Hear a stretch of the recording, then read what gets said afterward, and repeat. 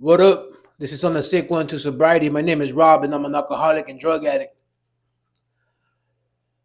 The cops raided us, and they thought I had drugs on me, but it was way worse than that, dogs. Let's get into it. I was kicking this. Let's start from the beginning. Everybody that was tweaking it in my apartments knows that the party did not start till after midnight. I didn't even come outside my house till 1 in the morning. I remember this day specifically because it was the most embarrassing time that I ever got stopped by the cops. So I'm just doing my thing on my pad. I'm getting ready to come out. It's like about 1, a little bit after 1 in the morning.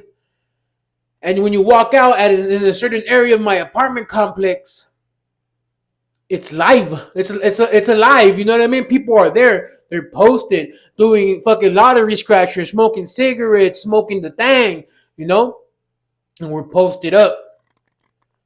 There's like maybe, I don't know, maybe there was like 6 or 7 of us. So we're in back of one of the buildings, right? So it's like a little building hallway. And then it has like the stairs that are going to the second floor and the third floor. So there's dudes like sitting up there, smoking the thing. And we're like on the bottom of the staircase. We're just like posted up, right? So there's that. And then where we're at, there's a bunch of like pathways to walk to the parking lot where the cars are at, or to exit the apartments. So, and then the exits and entrance to the middle of the building. So there's a bunch of different pathways, right? I'm saying that to say this. And when we're posted up, we're having the time of our lives, relaxing. Cops are obviously coordinated like a motherfucker, right? But I've never seen them do some type of raid like this on me. You know what I mean?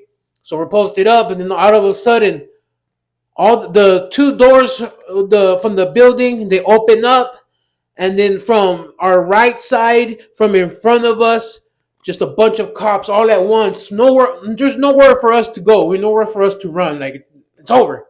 You know what I mean? And one guy did get away though, because he was sitting like in the middle of the building, like on the second floor, and he ran to the third floor and he fucking got away. But when the cops showed up, it fucking sounded like the beginning of Stone Cold Steve Austin's song, just the fucking glass shattering. A bunch of glass shattering. Everybody was fucking throwing their peepas and shit. I was waiting for somebody to bust out a Stone Cold Stunner. And then I heard one of the lady cops. She was like, yup, get rid of them. Get rid of them while you can. And I was like, fuck. And they're like, all right, everybody get down, face down on the floor. I was, dude, it sucks so bad to get down, to be on the floor face down with like your face against the fucking cement. And because it's so gross right there. I know what happens there. We fucking piss on the floor. We spit. But we walk through it. You know what I mean? So it's fucking disgusting. And we're all laid out, facing down. They have us like in a line, and they're checking us one by one, and then like they're pulling out baggies out of people. They're the ones who didn't break their pipas. They're taking out the pipas from people, asking people if they're on parole or probation. They start slapping handcuffs on one dude, and I'm just there like fuck, because I had a little. Only thing I had on me was a little $5 sack, the Rob special. And I'm like, damn, these motherfuckers are going to get it. I had it in my pocket. I was like, these motherfuckers are going to get it. I'm going to get in trouble for this. I've never been to jail. Now I got to go to jail for a fucking $5 sack. And I was tripping, right? I was tripping out. And then, so they're patting everybody down now. And then it's my turn to get patted down. My heart's fucking beating fast like a motherfucker. My fucking sugar level is going low because I'm getting scared that I'm about to go to jail. I'm like, fuck. They start patting me, boom, boom, whatever. I don't have nothing.